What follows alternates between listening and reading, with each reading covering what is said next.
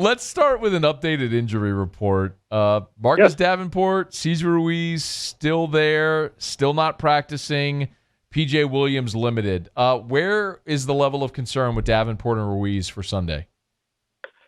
For Sunday, I think there's a high level of concern. I mean, there's only one full practice day left, so I'd be surprised if either one plays Sunday. But for long term, I'm less concerned because we actually saw Davenport back on the practice field briefly last week. Peyton did say he didn't think Ruiz would last long, and if they don't put them on an injured reserve for 3 weeks, now that the IR list is only 3 weeks, if this stuff was going to linger, or even 2 weeks, they'd probably be on injured reserve.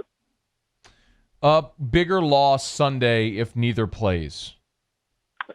Oh, Davenport by a mile. I mean, Ruiz could end up being the better player, but this is going to be his first NFL game after abbreviated training camp that was abbreviated even further by the injury. I mean, he's going to be a little bit of a work in progress, whereas Davenport, especially after they missed out on Clowney, they were counting on to be a big-time edge rusher for them. And I've been on your show saying I thought they should have added a third edge rusher for the rotation because I thought they were already kind of thin to begin with. So Trey Hendrickson and Carl Granderson are going to have to step up quite a bit.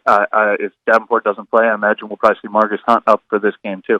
I was going to ask who fills that role. How realistic is it, or what are realistic expectations? We're operating under the assumption here that if Davenport doesn't play, on Hendrickson and Granderson, and as you mentioned, if it is Marcus Hunt who's signed to the active roster. Yeah, I think they'll be fine. We know they have one of the handful of best defensive ends in the league on the other end. Not that many teams have two Pro Bowlers playing defensive ends, so a lot of people are just fine at the second end position. Also like their tackles. Sheldon Rankins on a nice camp. So you've got David Onyemata, Sheldon Rankins, and Malcolm Brown rotating at tackle. So, I think they can make do. I mean, Hendrickson's been a pro. He's started games. Davenport's obviously missed a lot of time in the past. And Granderson was one of the more impressive guys in camp. I don't know that will automatically show up in the first game of the season, but they're guys who deserve to be on a football field week one, that's for sure. Mike Triplett's with us on Twitter at Mike Triplett. Flip it around to the offensive line. If, in fact, Ruiz doesn't go, Nick Easton is the obvious choice then at right guard? Yeah, obvious choice there, and Will Clapp ready to go if they need somebody during the game. Easton's probably not a world beater. They went out and drafted Cesar Ruiz in the first round for a reason, but we saw Easton start games in place of Andrews Pete do pretty well last year. He stepped into games in place of Larry Warford, did pretty well. That's one of those, dependable backups. Might be an issue. I mean, I'm not saying he won't give up a sack or a pressure up the middle during the game, but it's not panic mode time because Cesar Ruiz isn't available for this game. You and I have not spoken since the roster I called the first 53. Anybody that made the team that you think Sunday, maybe that we weren't necessarily expecting or that was a bit of a surprise, that you think actually has an impact on Sunday? That's a good question because the three undrafted guys, Malcolm Roach at defensive tackle is in the back of a rotation. Marquez Callaway, I think, made it at receiver just as much for his special teams ability, so they know that they can see him playing snaps on the field. And the linebacker Chase Hansen, again, I see as their fifth linebacker playing special teams. So Derek Kelly, backup offensive lineman, was kind of a surprise to me. So I wouldn't say that. I would say two guys who were really good in camp that I think people had dismissed. I think there was probably a time this offseason that if we had written, the Saints had decided not to bring back P.J. Williams or Patrick Robinson, that people would have been like, oh, yeah, I expected them to be gone. I think those guys look like, they could contribute this year. They both had terrific camps. They're probably battling each other for co-MVP of training camp. Well, that's fantastic news if it plays out, especially this week because you've got the Bucs coming in. I want to ask you about Tampa in this matchup in a second, but you've covered Drew Brees for as long as he's been in New Orleans, and the comments that he made on the conference call yesterday about, sort of being all in and he's on borrowed time, that really it punched, Mike. It was, Drew's not I'm not going to say he's evasive, but that was blunt. What was your reaction hearing that yesterday?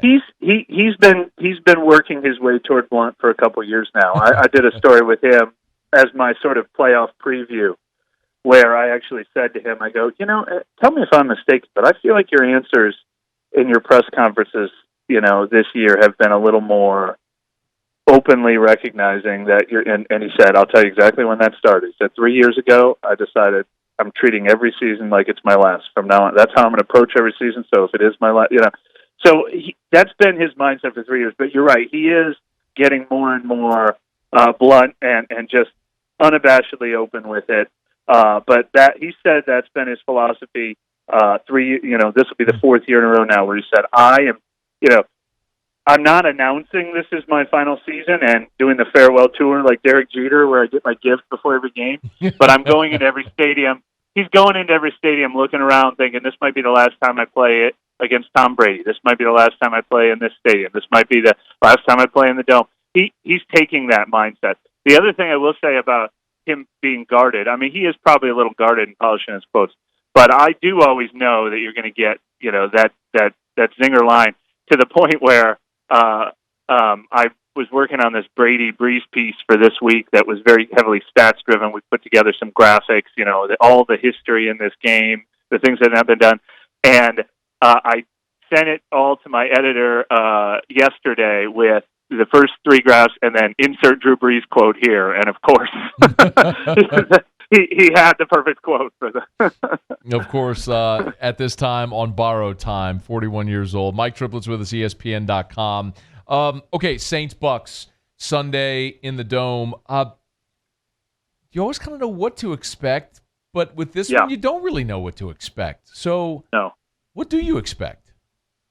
Well, here's the thing. I had to predict the score. I confidently will predict the Saints to win the NFC South this year. Now, I mean, I'm not predicting the Bucs record. I picked the Saints to go 11-5.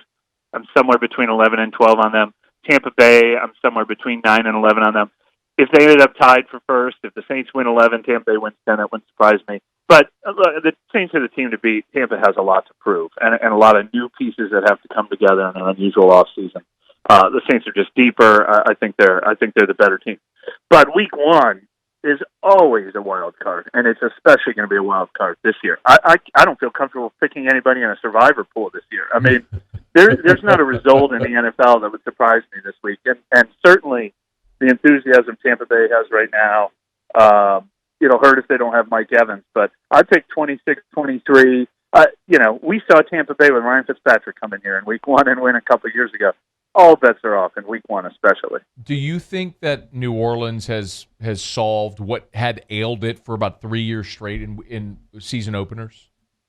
Well, or is this year that unpredictable, Mike? I mean, no, yeah, exactly. I mean, it's impossible for me to say the Saints are going to step on the field in week one. I think they're better equipped than most. I mean, if they're playing Carolina in week one, I would pick the Saints by a bunch. I don't know. Carolina's players are probably still introducing each other to each other. I mean, I'd like to say I think they've solved whatever ailed them, but wasn't it 5 years in a row that they lost their season opener? And a lot of them were close games, and, there were reasons. 3 of those losses were in 7 and 9 seasons. I mean, the year of the Minneapolis Miracle, the last time they played Tom Brady, he threw for about 500 yards against them in week 2 of that 2017 season. They ended up being a really good team that year, and they just weren't quite what they were yet at the beginning of the year. They opened up that season against Minnesota, and Sam Bradford threw for 500. It was like every week someone was becoming the NFL Offensive Player of the Week. You had to play the Saints. Exactly. Mike Triplett. They turned it around since then, though. They turned it around that season, obviously, and they certainly have, and this does feel like a go-for-broke year. And you can follow along all season with Mike on ESPN.com, of course, and at Mike Triplett on Twitter. Mike, we always appreciate a couple of minutes, man. Thanks so much. Happy to do it. Thanks for having me. Hey, thanks so much for watching. Please leave your comments. I love to interact, and be sure to hit the red subscribe button below.